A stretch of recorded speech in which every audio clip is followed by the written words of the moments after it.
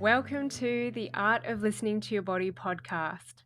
My name is Jin Ong and I'm your host.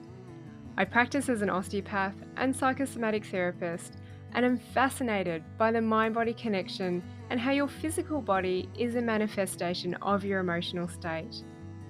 I help people get unstuck from their chronic pain and live the life they want, grounded in values and driven by purpose. My aim is to create awareness to the underlying emotions behind pain, injury, and disease in the body. Join me to learn more about the story of your body, what different issues may indicate, how to release emotions so that you can prevent problems, as well as inspiring pain story interviews.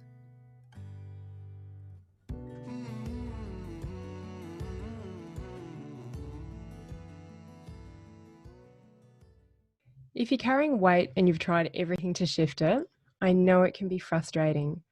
There's a couple of things to consider health-wise, and then, of course, emotionally. The first things that people normally go to is, are you eating well and are you exercising? Now, eating well and being healthy is very subjective. And one thing that I see people do is that they start to get really obsessive about their diet. So either controlled with portion sizes, depriving themselves of meals, or getting into all these healthy diets and eating regimes. I think there's a lot of amazing foods out there with all these different diets, but it's not healthy when it becomes an active control or excessive discipline. And this can be a sign that things are a little bit out of balance emotionally. So that's something I want you to think about. And having a unhealthy attitude of being controlled and excessively disciplined around your diet is just as bad as eating a whole heap of junk food. Exercise is another thing that's very subjective. Either you may not be exercising enough. Generally, walking is not enough to start shifting weight, especially if it's a stroll. You need to get your heart rate up and you need to get a little bit of a sweat going. So a good indicator for me with exercise is that you can talk, but you can't sing. And you should feel a light sweat or a heavy sweat going on.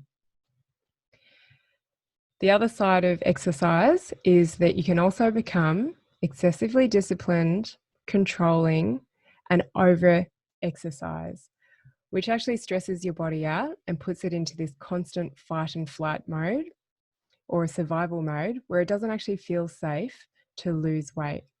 So if you find that you exercise a lot and all of a sudden you start putting weight on, it may be that you're overdoing it and you need to back off, which can be hard, and you might need guidance with this as well. So if you do find you are actually eating well and you've got a healthy attitude towards that, and you are exercising at a healthy level as well, another thing to consider is your sleep cycle and habits. Sleep is really important. It's what helps you recover from the stresses of the day. So any emotional stresses, but also any minor knocks that you might have that need repairing, and anything that your immune system has been exposed to during the day. So this is bacteria and viruses, and many of you will know that you usually only get sick if you get run down. So your daytime activity, running around, being busy, getting these knocks, being exposed to things, that is that masculine energy.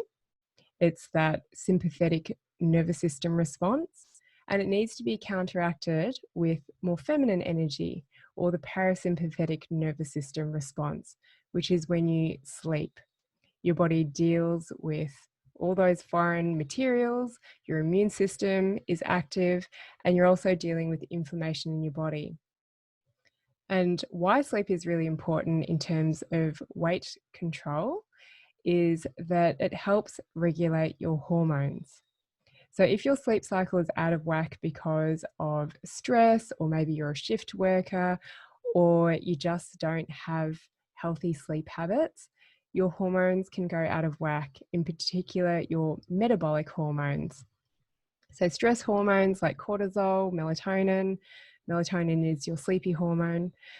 And in particular, your thyroid hormones are your big metabolic hormones that help you regulate temperature and help you regulate appetite and weight.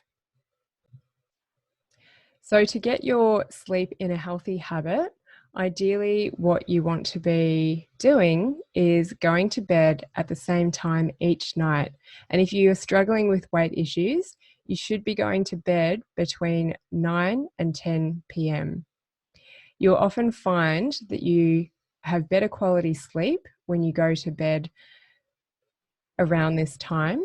And it's often said that the hours of sleep that you get before midnight are worth double that after midnight. So if you were to get 8 or 10 hours sleep, whatever works for you, there's different personality and body types that suit different amounts of sleep. But say you were after 8 hours of sleep, if you were to go to bed at midnight and wake up at 8 a.m., you probably won't feel as good as if you went to bed at 10 p.m. and woke up at 6 a.m. So sleep hygiene is really important to help you regulate your sleep. And this means that you're not doing anything stimulating, watching screens, TV, being on your phone before bedtime. So that's not ideal. You want to have a break from this for at least half an hour, ideally an hour before bedtime. It's the blue light in these devices that breaks down melatonin. Melatonin, as I said, is that sleepy hormone that will start to activate when the sun goes down and it gets dark. And this is usually around 9 p.m. And that's the reason why when you expose yourself to light in the morning, all this melatonin gets broken down and you start to feel more awake. You might want to develop a good bedtime routine. So maybe it's having a cup of sleepy herbal tea to wind your nervous system down. Magnesium is also really great to relax your nervous system and help the quality of your sleep. And I usually recommend 300 milligrams of magnesium taken at around 9 p.m. at night. When you wake up in the morning, as soon as you can, open the windows and expose your eyes to the sunlight. This is why some people can have issues during wintertime when it's darker, getting out of bed. Now, I need to go into body types and personalities sometime in the future in the podcast because different body types and personalities are suited to different amounts of sleep. But I'm going to cover one particular body type called the Kapha. This is an Ayurvedic body type known as a dosha. Kapha is Kapha.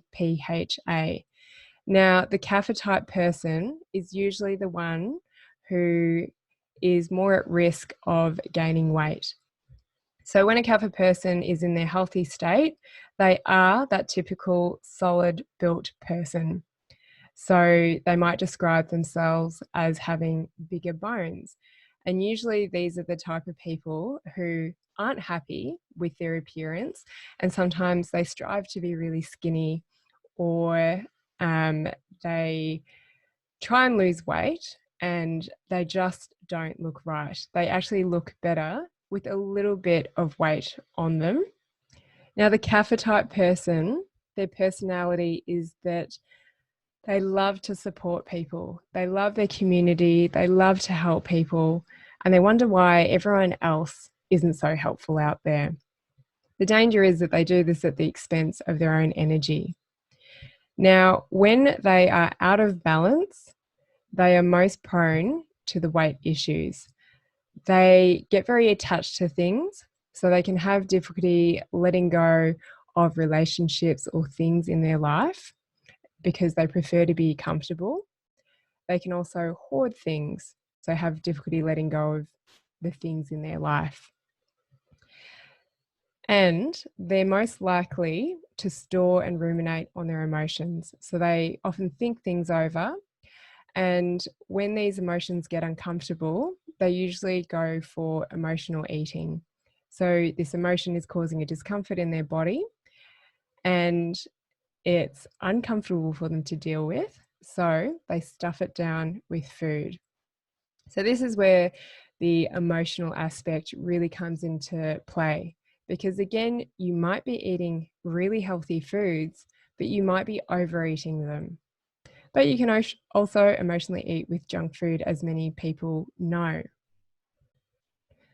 So if you find you're an emotional eater, one thing that I suggest you do is just check in. Are you really hungry? Or what's going on? What's the thought you've just had? Who's the person that you've just spoken to who maybe irritated you? Or the stress that's going on in your life that is triggering you to go and just fill the void with food. Now, the other thing to consider with emotions is, where is the weight stored in your body?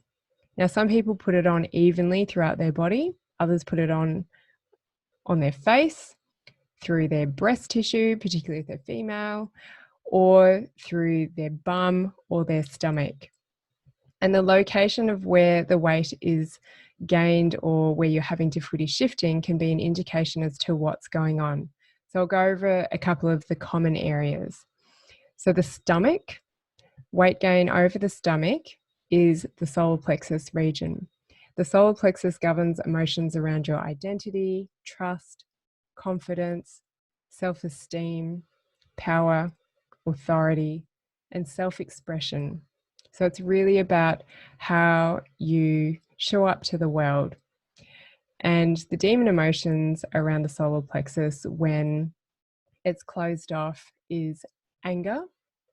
And it really gets affected by feelings of shame, which often comes about from bullying when you're a teen, or maybe you're ready to put yourself out to the world, but you're worried about what other people think. So fear of judgment and criticism.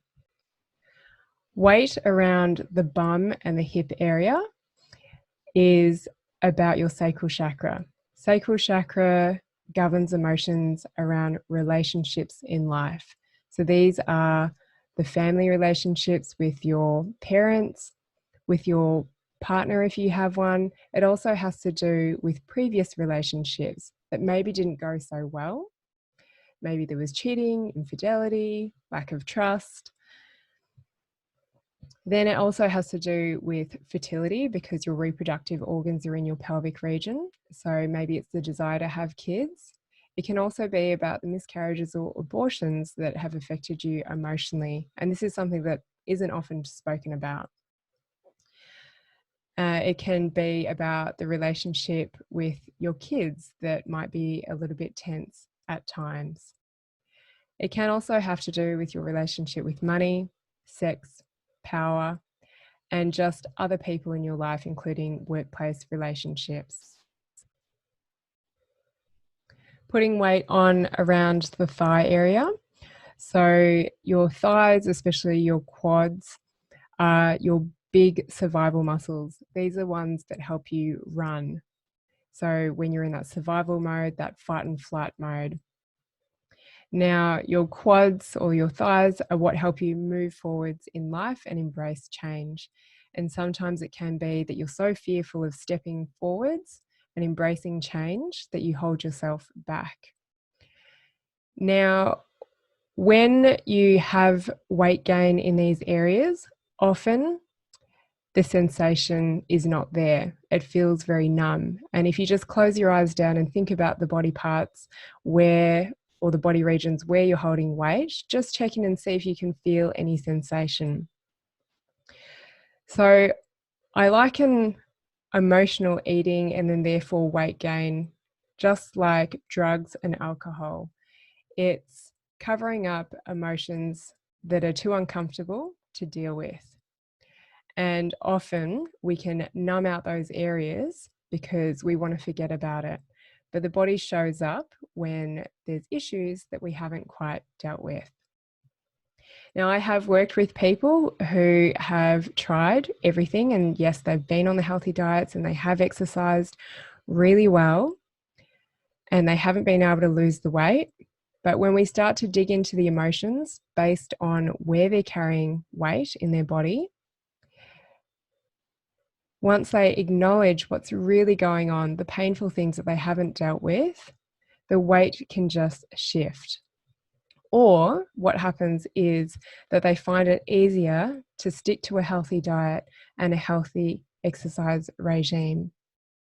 And actually, one other thing to consider if you have been carrying weight for a really long time is that your identity can completely change when you shift that weight, because your physical body influences your emotional state and vice versa. Emotions manifest in your physical body. But sometimes it can be this fear of who you're going to be when you lose the weight. So just check in with that and see if there's any fear around who you might be if you were to lose that weight. Thanks for learning with me on the Art of Listening to Your Body podcast. If you like what you've heard, I would love if you could rate, review, and share with your friends. You can find me on Facebook and Instagram. My handle is The Art of Listening to Your Body. You can join my free Facebook group where I go live regularly to teach you about different conditions and the deeper underlying emotions at play.